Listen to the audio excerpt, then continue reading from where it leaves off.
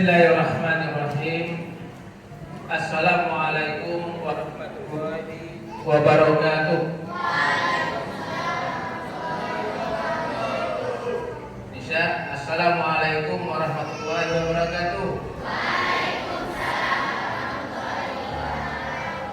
Alhamdulillah.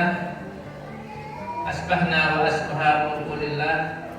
La hawla wa la quwwata illa billahil aliyyil azim. Qala Rasulullah sallallahu alaihi wasallam,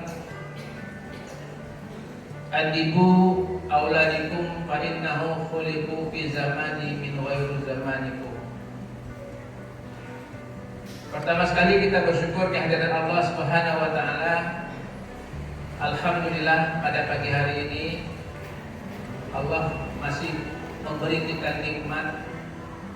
Nikmat yang paling besar Allah berikan kepada kita pagi hari ini adalah nikmat hidup. Sehingga dengan nikmat hidup yang Allah berikan, kita bisa melaksanakan semua amanah yang Allah berikan kepada kita semua. Di antara amanah yang Allah berikan kepada kita semua, Bapak Ibu menitipkan anaknya di pondok pesantren. Itu amanah yang paling besar. Sebab amanah ini nanti akan kita bawa ke hadapan Allah sebagai sebuah pertanggungjawaban. Salah satu pertanggungjawabannya adalah pendidikan. Kemana anak kamu disekolahkan? Maka Bapak Ibu akan mudah menjawab, ya Allah, aku menjalankan amanah. Saya memasukkan anak saya ke pondok pesantren. Maka beban pertanggungjawaban itu akan bisa dijawab dengan mudah. Mudah-mudahan dari amanah ini kami sebagai pemikul amanah bisa betul-betul menerima dan memberikan yang terbaik kepada anak bapak dan anak ibu. Tapi kata patah mengatakan, Bapak Ibu yang dimuliakan Allah, berburu ke padang datar. Ibu masih ingat nggak? Berburu ke padang datar. Apa lagi Bu? Dapat rusa, belang kakinya. Berburu ke padang ajar, bagikan bunga, kembang tak jadi. Jadi Bapak Ibu yang dimuliakan Allah, anak-anak kita ada yang sudah 6 tahun di An-Nikmah, ada yang baru 4 tahun, ada yang baru 5, 3, 2, 1, atau baru 6 bulan. Dalam perjalanan pendidikan yang diberikan oleh ustadz dan ustazah yang hadir maupun yang tidak hadir, mereka sudah memberikan yang terbaik. Lalu hari ini anak bapak, anak ibu yang sudah ibu titipkan kepada kami, sementara waktu kami kembalikan dulu kepada bapak ibu amanah tersebut selama 1 tahun. Karena libur tahun ini libur paling panjang. Liburan 2013 nanti masuk lagi 2023, masuk lagi 2024. Nah, panjangnya tahun tersebut, amanah yang kami terima selama 6 bulan, yang baru masuk 6 bulan, hari ini kami titipkan kepada Bapak Ibu amanah tersebut. Kemarin Bapak Ibu menitipkan amanah kepada kami, Ustadz, kami titip anak kami, tolong bimbing ibadahnya, tolong jaga sholatnya, tolong jaga bacaan Al-Qurannya. Masih ingat nggak Bu? Tolong jaga hafalannya, tolong jaga sholat tahajudnya, tolong jaga akhlaknya. Kami sudah berusaha semampu yang kami miliki. Nah, hari ini kami juga akan minta tolong sama ibu, akan minta tolong sama bapak. Bapak Ibu, kami titip anak kami yang ada di sebelah kanan kami titip anak kami yang ada di sebelah kiri kami untuk tolong dijaga ibadahnya. Kalau kami setengah 4 pagi sudah membangunkan mereka, ini disebabkan adalah amanah Bapak. Kira-kira kalau kami membangunkannya jam setengah 6 pagi, itu kami menjalankan amanah atau tidak, Pak? Bapak Ibu titipkan kami bangunkan anaknya jam setengah 4 pagi. Nah, hari ini kami juga menitipkan anak kami kepada Bapak Ibu. Nanti kalau di rumah bangunkan juga jam setengah 4 pagi. Siap nggak, Bu? Siap nggak, Pak? Insya Allah. Biar kita bisa sama-sama merasakan bagaimana rasanya membangun anak jam setengah 4 pagi. Satu, masing-masing kami titipkan satu-satu aja, Pak, enggak semuanya. Yang ibu punya anak kami titipkan sama ibunya, yang ayah punya anak kami titipkan sama ayahnya. Kalau sekarang kami dititipkan semuanya. Bayangkanlah setiap pagi jam setengah 4 ustazahnya membangunkannya dengan kesabaran yang luar biasa. Dan mulai nanti malam Bapak juga sudah harus melakukan dengan kesabaran yang luar biasa. Kenapa? Sehingga kita bisa merasakan beginilah perjuangan para ustadz di pondok pesantren membimbing anak-anak kami. Nah, nanti di sini Pak ada berapa item, ini item-item yang biasa dilakukan saja. Kalau ijazah, ini ijazah rapor. Ini hanya digunakan untuk kepentingan administrasi. Di saat anak Bapak ingin melanjutkan ke pendidikan yang jenjang lebih tinggi, tidak ada ini, tidak bisa dilanjutkan ke jenjang yang lebih tinggi. Tapi kalau ini yang kami titipkan, ini untuk kita lanjutkan ke hadapan Allah Subhanahu wa Ta'ala nanti. Mana yang lebih penting, Pak? Bu, ini akan kita hadapkan kepada hadapan Allah Subhanahu wa Ta'ala nanti. Di sini poin yang pertama, sholat tahajud. Sholat tahajud itu adalah sholat yang paling berat dilakukan oleh semua manusia. Tapi apabila sholat tahajudnya mampu dia laksanakan dengan baik, maka semua yang di bawahnya dengan baik. Ini yang dilakukan oleh Ustaz. Ini saya minta tolong juga sama Bapak dan Ibu. Bangunkan dia jam setengah 4 pagi. Suruh dia tahajud. Lalu Bapak setelah dia bangun, Bapak tidur lagi. Tidak, tahajudlah bersama mereka. Suruh mereka jadi imam. Dan bagi anak-anak juga bangun. Buktikan kamu adalah anak pondok yang mampu bangun sebelum dibangunkan. Lalu kamu bangun, kamu berwudu, kamu sholat, dan kamu baca ayat pelan-pelan. Terdengar sama ibumu, ayah. Itu kok kedengaran seperti ada yang baca Al-Quran ya. Selama ini kan kita nggak pernah dengar ya. Mana Pak? Itu, si Adi ya, sholat tahajud. Kira-kira berlinang nggak air mata Bapak? Terharu si Adi sholat tahajud. Dan dia mendoakan dengan suara yang lembut, ya Allah, berilah kesehatan ayah saya, ya Allah, berilah kesehatan ibu saya. Ini yang akan kita bawa nanti ke hadapan Allah, ijazah rapor untuk masuk ke sekolah. Tapi ini, nah nanti Bapak Ibu kasih tanda. Di sini ada tanda centang. Si Adi tahajud, Bapak tanda tangan, Bapak barat di bawah. Nah, Bapak barat, Ibu barat, Bu. Kenapa? Ini sebagai pembuktian. Kalau tadi malam saya sudah sampaikan ke yang putri semuanya. Jangan Bapak Ibu tanda tangani yang tidak dilakukan oleh beliau, oleh anak kita. Jangan. Istighosah, sholat qabliyah, sholat subuh berjamaah, semua nanti Bapak pegang, Bapak Ibu pegang, baca semua, tanda tangani atau diparaf. Jangan ada sekedar ingin menyelamatkan anak daripada sanksi pondok, Bapak harap semuanya dia tidak melakukan. Bapak sudah melatih mereka untuk berbohong, Bapak juga berbohong, kami dibohongi, maka kita sudah menyiapkan mereka untuk jadi pembohong. Kalau dia tidak laksanakan, jangan ditandatangani. Bagaimana caranya? Tetap Bapak tandai dan jangan sampai Bapak tidak tanda tangan, ini kosong, dia tanda tangan sendiri.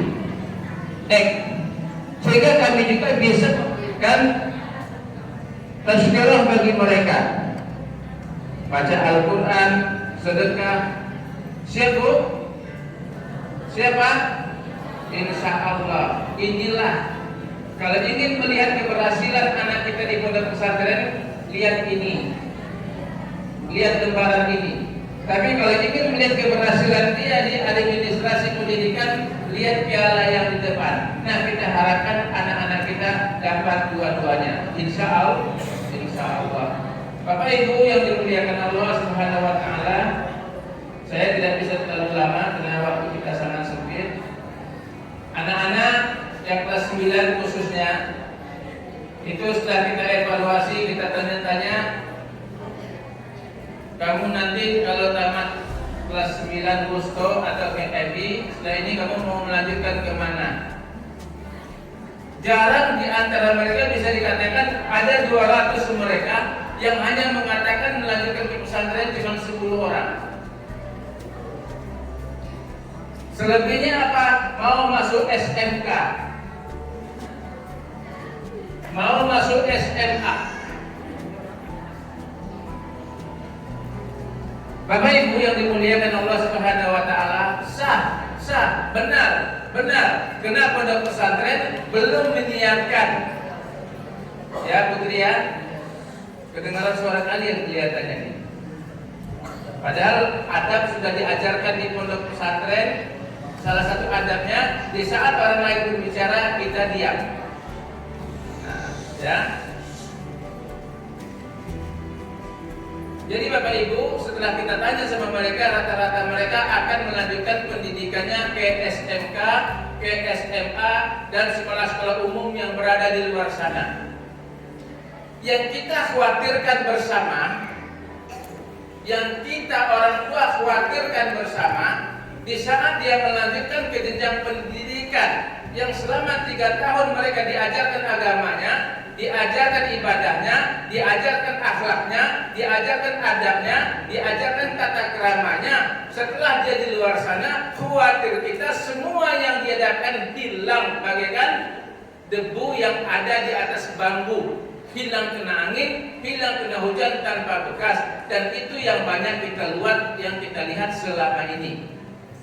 Nah, berangkat dari fenomena tersebut, kami dari pondok pesantren mengambil sebuah kebijakan, menawarkan kepada santri, menawarkan kepada Bapak Ibu, bagaimana dia keluar dari An-Nima, keluar dari pondok pesantren An-Nima, dia bisa bekerja dan juga dia punya ilmu agama yang cukup, punya basic agama yang cukup, dia bisa bekerja sambil berdakwah, dia bisa bekerja sambil menyampaikan agamanya. Hasil daripada konsultasi kami kepada pihak pemerintah, wabil khusus Kementerian Agama Kota Batam, Kementerian Agama Kepulauan Riau, dan Kementerian Agama Pusat. Lalu kami mengambil sebuah unit menambah program yang kiranya di Kementerian Agama ada Madrasah Aliyah Kejuruan namanya. Kemudian setelah kita pelajari, kita akan melaksanakan Madrasah Aliyah Kejuruan. Administrasinya sangat rumit. Kenapa? Sama dengan SMA dan SMK. SMK tidak bisa jadi SMA, SMA tidak bisa jadi SMK karena banyaknya peraturan. Lalu ada lagi satu program pemerintah namanya Madrasah Aliyah Plus Keterampilan. Nah, kami melihat di Madrasah Aliyah Plus Keterampilan ini peluang yang bagus. Kenapa? Pelajaran keagamaannya, pelajaran madrasahnya tidak ada yang dihilangkan, tidak ada yang dikurangkan, tapi yang kami ajarkan yang dikunkan saja. Lalu habis zuhur, anak-anak masuk di program kelas keterampilan. Nah, keterampilan apa yang kita ambil? Kita ambil yang sesuai dengan kebutuhan masyarakat Kota Batam. Kita ambil sesuai dengan kebutuhan kota industri. Ada 4 jurusan yang akan kita tampilkan pada tahun ini. Jurusan yang pertama adalah jurusan teknik, ya, teknik elektronika industri, teknik kejuruan komputer, teknik pengelasan dan desain. Artinya, kalau anak bapak nanti yang kelas 9 langsung berada di madrasah aliyah plus keterampilan, selain dia mendapatkan skill keterampilan untuk bisa melanjutkan ke dunia industri, dan juga dia bisa berdakwah di mana dia bekerja. Kalau selama ini kami para ustadz tamatan pondok paling bisa berdakwah waktu hari Jumat, bisa berdakwah ditunggu undangan pengajian sama ibu-ibu. Kalau ibu-ibu tidak mengundang, kami mengisi pengajian di mana. Nah, paling nunggu panggil syukuran, galangan kapal sudah siap dibikin, turun ke laut, diundanglah ustadz untuk baca doa. Kapal turun, ustadznya tinggal. Besok kita menjawab bagaimana kapalnya turun, ustadznya tetap berada di atas kapal. Itu yang kita targetkan. Nanti Bapak Ibu boleh lihat di apa namanya Ustaz Usman, di internet, di website, di Facebook. Cari Pondok Pesantren An-Nikmah. Di situ ada nanti brosur-brosur kami, program Madrasah Aliyah Plus Keterampilan. Sehingga anak bapak selamat dunianya, selamat akhiratnya, menjadi seorang yang alim, menjadi seorang yang paham agama, yang hafiz, dan juga dia adalah seorang yang teknokrat. Akhirnya Bapak, Ibu, kami Pondok Pesantren sama-sama bisa menyelamatkan anak di dunia dan juga bisa menyelamatkan di akhirat, dan juga kemampuan mereka nanti bisa berkompetisi di dunia industri yang ada di Kota Batam. Itu yang kita inginkan. Kemudian bagaimana program kami ajarkan ke depan anak madrasah tersebut? Di situ ada plus keterampilan dan plus keagamaan. Anak-anak yang punya minat di plus keterampilan silakan pilih jurusan. Mau di teknik komputer, jaringan komputer, silakan. Yang putri, kita khusus untuk putri tadi sama putra bisa di TKJ ini. Tapi kalau di pengelasan putri gak usah daftar, biar ganti-ganti aja di pengelasan sama ya, elektronika. Ustadz, pertanyaan, kalau memang begitu nanti di mana tempat mereka praktek? Kan kami tidak melihat tempat praktek. Batam, tempat praktek industri pengelasan elektronika TKJ itu berserak di Kota Batam, dan kami sudah menjalin kerjasama dengan 2 PT, 2 perusahaan tempat anak-anak nanti bisa praktek di lokasinya. Salah satunya PT Marodek yang ada di Tiban, lengkap dengan pengelasan galangan kapal, gelas-gelas yang tiang-tiang sebesar ini. Bukan lagi tiang teralis, tapi mereka dilatih untuk mampu melakukan pekerjaan yang menengah ke atas. Nah, begitu juga dengan listrik dan teknik jaringan komputer. Kalau untuk teknik jaringan komputer, An-Nikmah sudah punya lab. Tinggal anak-anak ke depan nanti masing-masing mereka yang sudah mendaftar di kejuruan plus keterampilan, mereka wajib punya laptop. Nah, bagaimana anak-anak saya yang ingin tetap di jurusan keagamaan Ustaz? Tetap ada. Dia sekolahnya di madrasah aliyah di pagi hari formal, sama semuanya nanti formalnya di aliyah. Nanti setelah zuhur barulah mereka masuk di program kuliah dengan jurusan keagamaan, menghafal Quran dari siang sampai pagi. Artinya kita membuka semua jurusan sehingga anak bisa memilih. Nah, apalagi yang harus kita cari di luar sana? Kenapa? Kita sudah menyiapkan, berangkat daripada pertanyaan kami kepada anak-anak. Kenapa kamu milih untuk kerja SMK? Karena ayah kami semuanya kerja di PT Ustaz. Orang tua kami kerja di industri Ustaz. Nah, kalau ini mereka kuasai, ruang lingkup dakwah mereka semakin baik, kerja mereka juga semakin jelas. Dia sebagai alim, dia sebagai ustadz, dia juga sebagai seorang pekerja profesional. Itu yang kita inginkan untuk masa depan anak-anak kita di Batam, Bapak Ibu yang dimuliakan Allah. Baik, nasihat kami kepada Bapak Ibu, selama anak-anak ini di rumah, ya, selama mereka di rumah, tolong kalau jangan kasih motor bawa sendiri. Sebab di luar sana sudah setiap hari aja kecelakaan terjadi. Sayang, kemarin ada yang kakinya putus. Bayangkan anak-anak, itu bukan anak-anak sekolah, tapi orang tua yang berangkat kerja PPT. Dengar baik-baik, begitu perjuangan seorang ayah, berangkat pagi dikejar-kejar waktu, harus masuk perusahaan, saling berbalap, hanya takut terlambat, putus kakinya tergantung. Makanya Bapak Ibu, apalagi anak-anak kita, di semua kecamatan ada tempat balapan liar, kita takut mereka berada di sana. Kemudian yang selanjutnya, kami tidak melarang anak Bapak Ibu di rumah megang HP. Saya tidak melarang, itu hak Bapak, hak Ibu. Kalau di pondok kami larang. Tapi jangan sampai 15 hari di rumah, 6 bulan, 6 tahun, 5 tahun hilang apa yang kami berikan. Silakan pakai HP, tapi jangan sampai bawa ke kamar. Saya sampaikan ke Bapak Ibu, jangan sampai nanti dibentak sama anak-anaknya. Sudahlah, di pondok nggak boleh pakai HP, di rumah juga tidak juga boleh pakai HP. Udahlah, kalau gitu saya pulang ke pondok saja. Udah, langsung pulang. Langsung pulang aja. Boleh, cuman jangan lewat jam 9 malam. Katanya Pak, nah, anak soleha itu.